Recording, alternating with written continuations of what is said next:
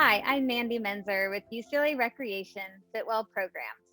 I'm certified by the American Council on Exercise as a fitness instructor and health coach, and I hold a master's degree in spiritual psychology. Today, I'm here to talk about moving through difficult times. Literally. So, we have all been through some very stressful times lately, and you're not alone if you've been struggling with motivation to exercise. So, I'm actually here to encourage you to stop exercising. Stop exercising out of obligation and drudgery. I'm here to invite anyone who dreads exercising into some new ways of relating to movement so that we can liberate ourselves from the idea that exercise needs to be torture or only focused on weight loss and shift into a more positive and loving relationship with movement. Our nervous systems have been on high alert more than ever, which has led to a significant increase in people experiencing anxiety, depression, grief, fatigue, and overall feelings of disconnectedness. I myself have experienced a lot of grief, depression, and bouts of anxiety throughout the past year. I lost a very close loved one. My best friend was diagnosed with a terminal cancer, and just the emotional processing it took to digest everything that was just going on in the world. I found myself feeling very heavy hearted and not up for intense workouts. As clinical psychologist Christina Hibbert puts it, when you're going through stressful times, you don't always want to do a workout that makes you feel worn out when you're already exhausted.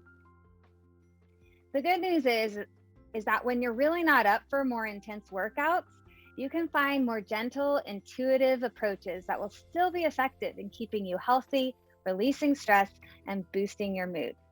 The Anxiety and Depression Association of America reports that simply moving the body for 5 minutes can stimulate anti-anxiety effects. They go on to say that regular participation in aerobic exercise has been shown to decrease overall tension, elevate and stabilize mood, improve sleep, and improve self-esteem.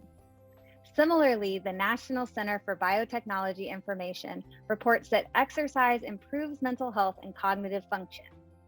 In other words, movement is medicine. Would y'all like to take some medicine right now? Let's move a little. And before we start moving, let's do a quick check-in. On a scale of 1 to 10, 10 being super stressed and tense, 1 being very relaxed and centered, where are you right now?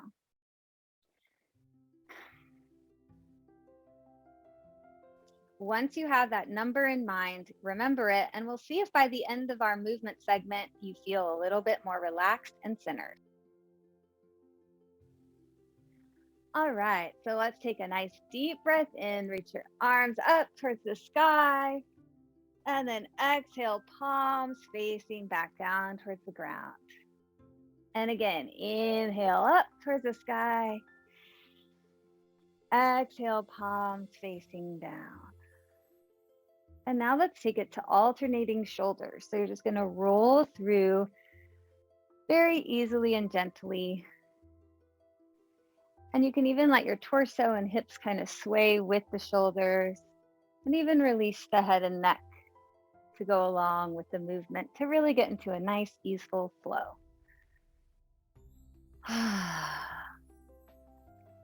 Keep taking those nice, deep breaths, allowing yourself to release stress and tension on the exhales, and then come back to center.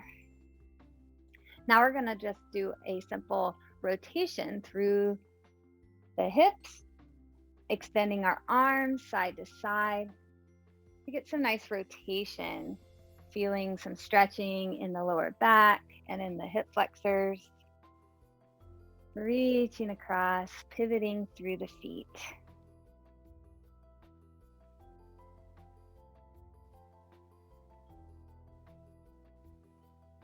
All right, so now I'm just going to take it to a nice big chest stretch, open the elbows nice and wide, and then contract to the front, close the elbows.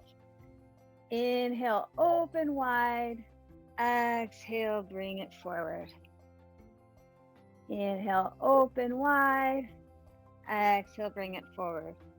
And on this last one, we're going to bring the arms all the way out, opening your heart to the possibilities of today. And then bring your arms wrapping around yourself to give yourself a nice big hug. So even after 2 minutes, we know experientially that movement helps us feel better. When you exercise, you feed your brain's reward centers, the system of the brain that produces dopamine. Dopamine is a neurotransmitter that helps you feel motivated. Regular exercise over time increases dopamine levels and available dopamine receptors, meaning that once you get moving, you get motivated. Many of us have had it backwards and wait for motivation to strike before we get moving. This can leave us waiting for a really long time. So instead, remember to start moving your body, even with something simple like we just did, and do your best to create regular routines for physical activity and movement, and you'll find that your motivation grows. Another key factor for motivation is pleasure and enjoyment.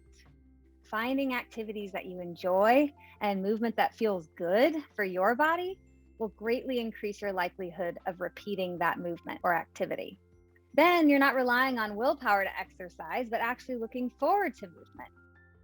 And as I said before, I encourage you to let go of some of these ideas that exercise has to be super intense. It can be, and certainly more intense exercise has its benefits.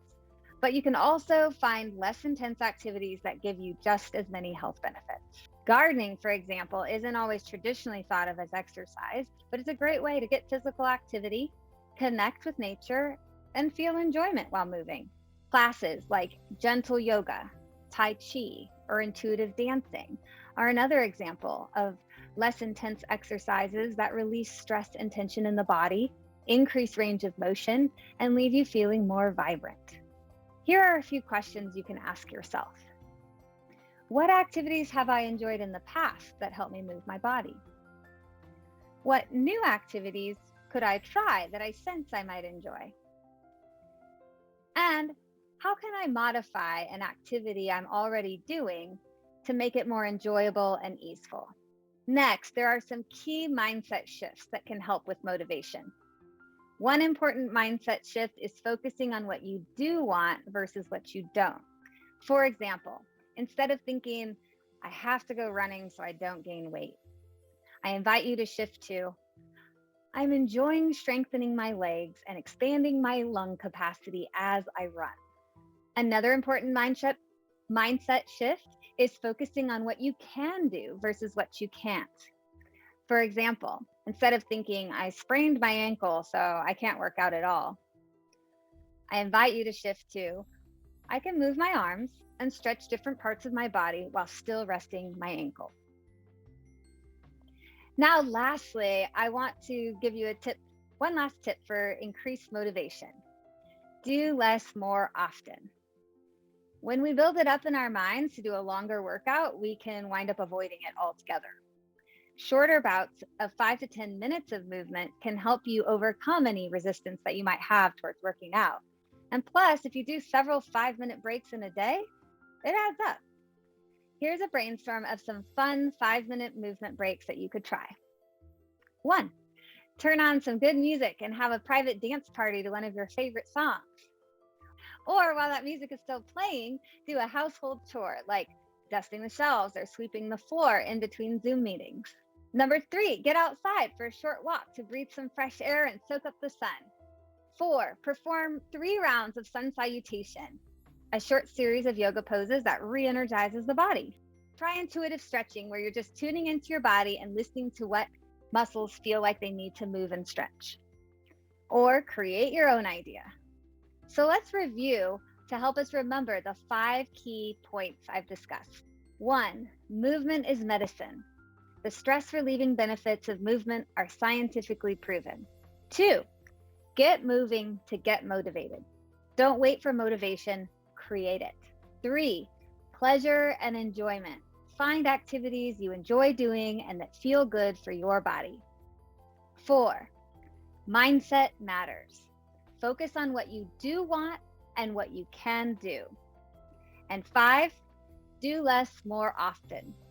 Shorter bouts of movement, are still effective and they help us do something rather than nothing.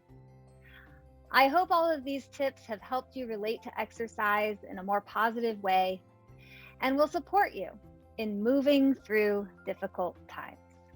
Thank you.